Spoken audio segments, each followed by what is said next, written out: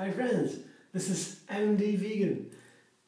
They cheesecake tomorrow today, or cherry curd, cherry quark cake, as you like. Very simple. It begins again. I have my medium-sized Springform, and this time I lined it with foil. You see, I don't like these black things here in my cake. Yeah, that is not inexpensive, but I can line it with a plastic sheet, and so it will be safe. That's why I did it. Usually I take other tricks, but I try this now. I guess it's okay. So to begin, I make the bottom. The bottom I will take here 2 cups of almonds for this medium-sized Springform.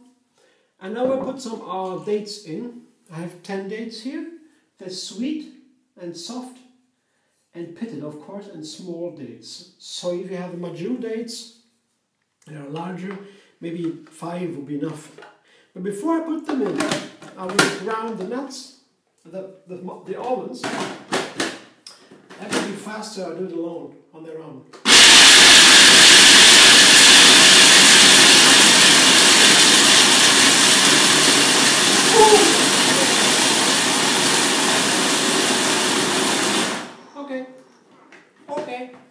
Okay. That's enough. See? That's enough. You see? It's a coarse meal, and now I put my 10 small pitted and soft dates in. If they are not that soft, you can soak them a little bit in water. The dates for an hour or so, that will be enough.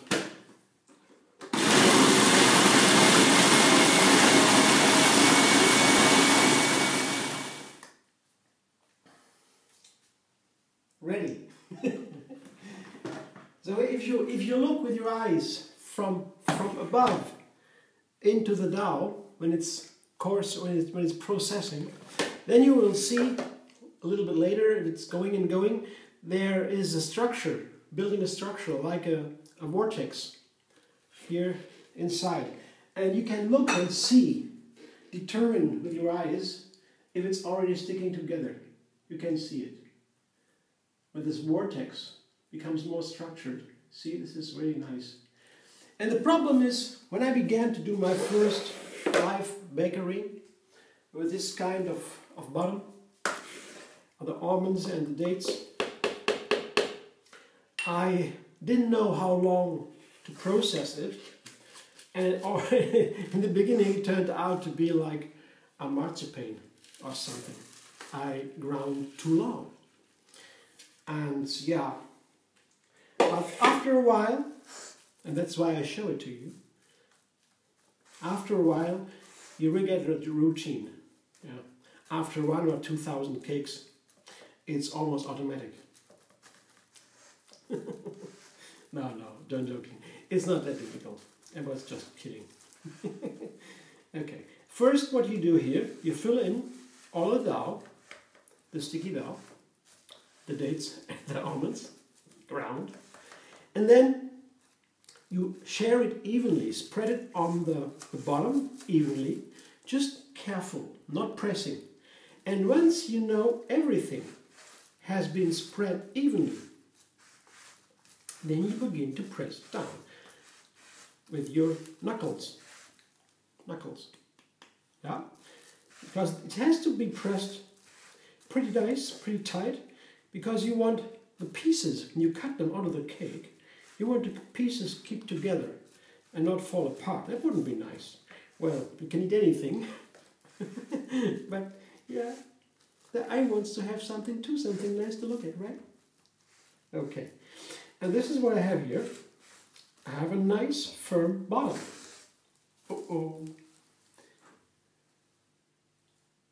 Right, see, that's nice, that's perfect. Because it shouldn't be too tight, the bottom. It should be nice and fluffy and tight enough. That's just perfect. So now I make the curd.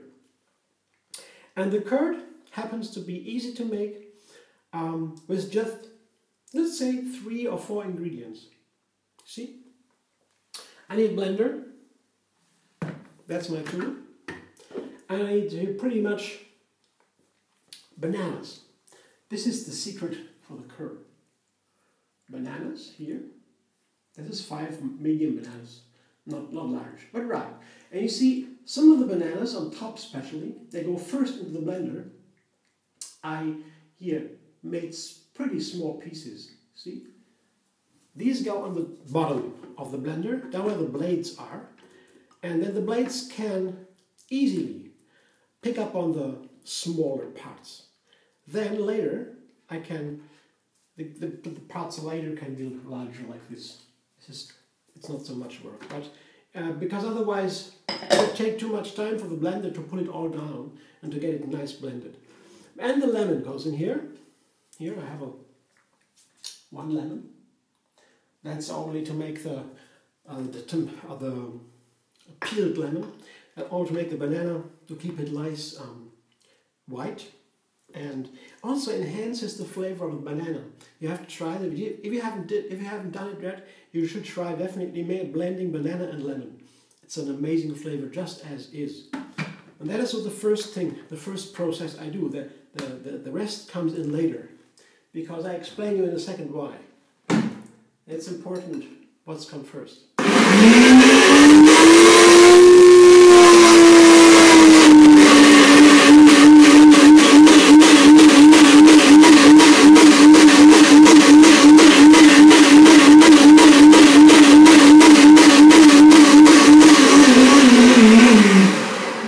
Shake. Yeah, that's a banana shake now. But I won't drink it. I have to keep myself tight, because that is so nice. You look. I love this kind of shake.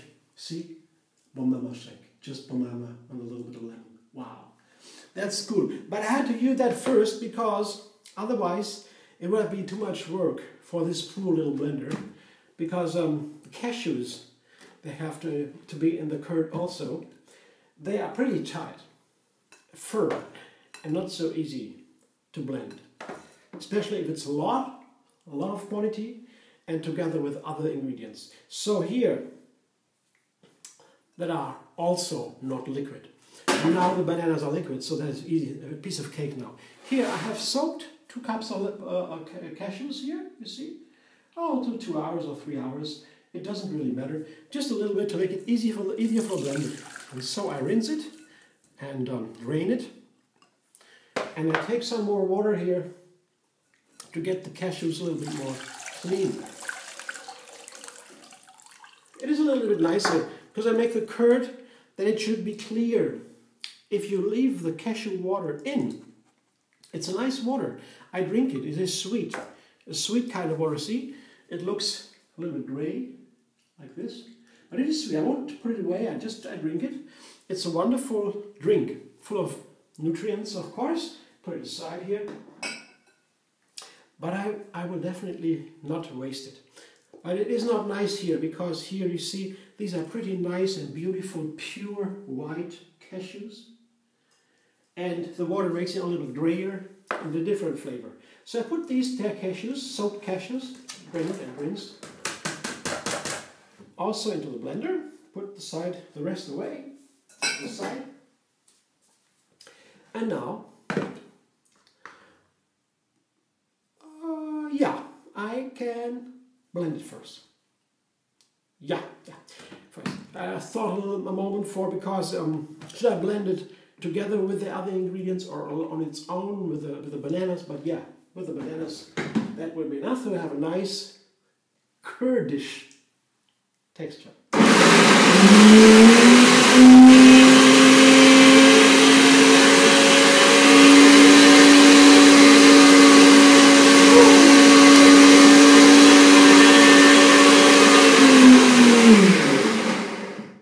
We're getting closer, for sure.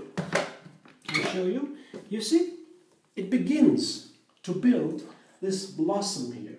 See these 4 parts? That's always a nice sign that it begins to get creamy.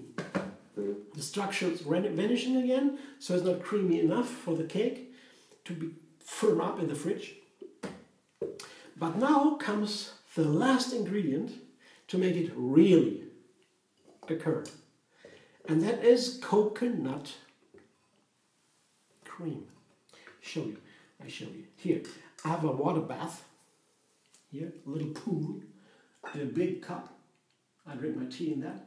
And here is the coconut cream on top. It's nicely melting away. Takes no time. Just put it as first ingredient I prepare. Put it aside. And when the other ingredients are ready, this one's ready too. So I put that at last in.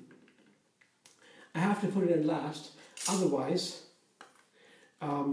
it would not really work. Yeah. These are some experience together. If you make some cakes like this, you know you have to put the coconut cream, the liquefied, in later. And also, because you know, now this would be enough for a nice curd and even for a firm curd in the cake, but because I will later put something else into the curd, in the cream, some cherries here, I have to use more to make it even firmer. And this is lecithin. I love to use lecithin in the cakes as a neutral flavor. It's not fat, it's very cool. Coconut cream is very fat, makes the cake heavy. Lecithin makes it less heavy and a nice texture too. You don't really notice it. A little bit, but very, very, very decently, very nice. So I put it all in now. It has to be pretty firm in the end, because of the cherries. The cherries will make it difficult for the cream to get firm in the fridge later in the cake.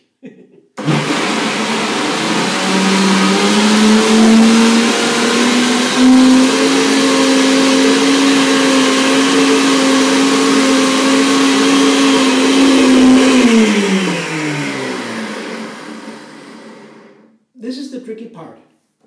If everything is in and the texture gets firmer and firmer, the cream more heavy and heavier, then you have to take care. If it really works, and you maybe stop the process and help it pushing down the sides. Otherwise, it is too firm to be blended correctly. So, oh, it looks like curd already. See? See? Almost curdy? See? Wonderful, huh? One more time, and it's done.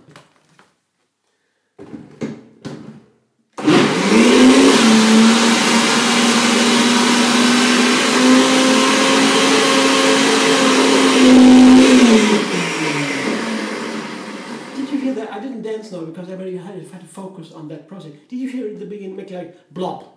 Yeah, there was a flaw in the floor, blob. And that was because it is so firm that the blender has some problems here. But you see, it's creamy enough. Can you see? This is creamy enough. It has to be pretty creamy. Yeah, that's good. That's nice. That's nice. That's nice. Very nice. That will be my curd. I put it just into the Springform. But first, I take it 2 layers. A smaller layer on the bottom, just to cover the bottom.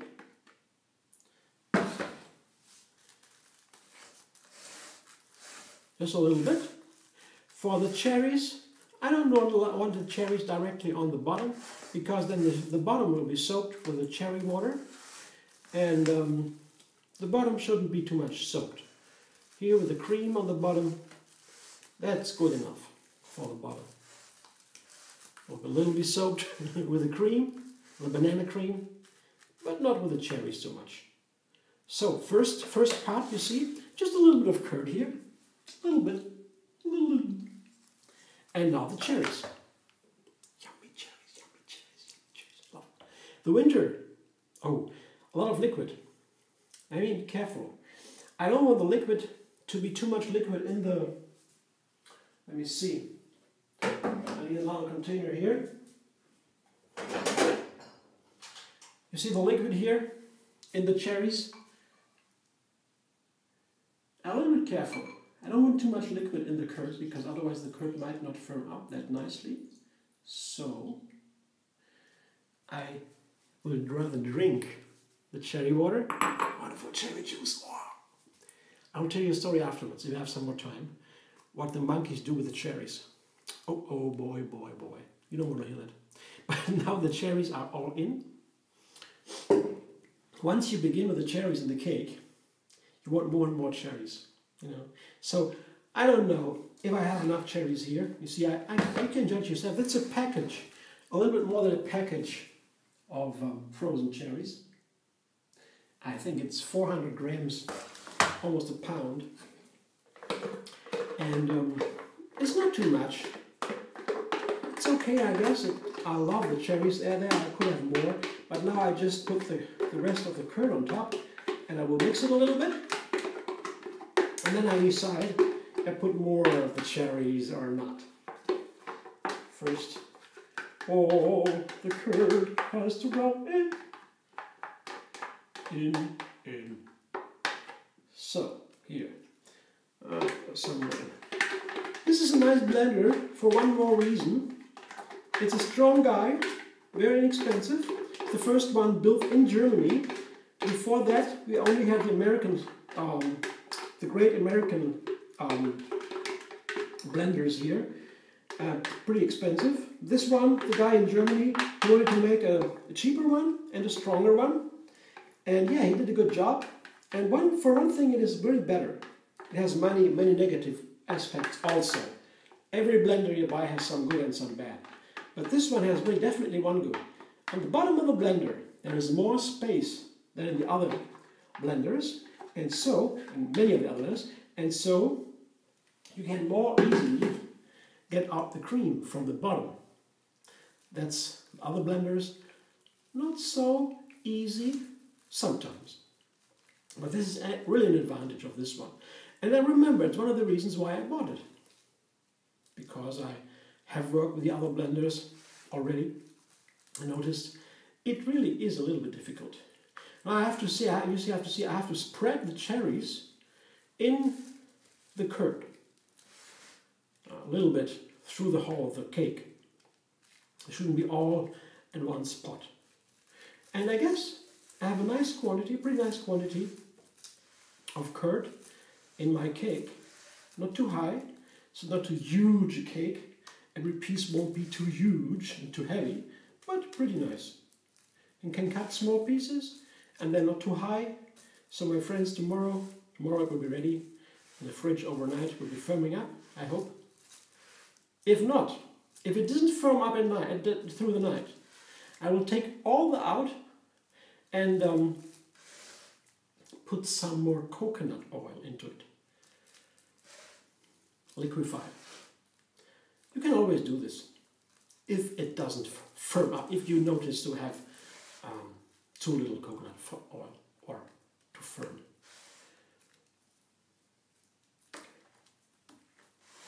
So that was it. And I can drink my cherry water. But I won't show you. It's too good. So, ready. I show you. That's my cherry cheesecake. And on top, I put a little foil because otherwise something might sit on the cake when I come back. Maybe some water, puddles. I don't know. I don't want anybody to sit on my cake. No, no, sir. Sorry. So this is what I use. A little foil. Very easy. And the cake is safe.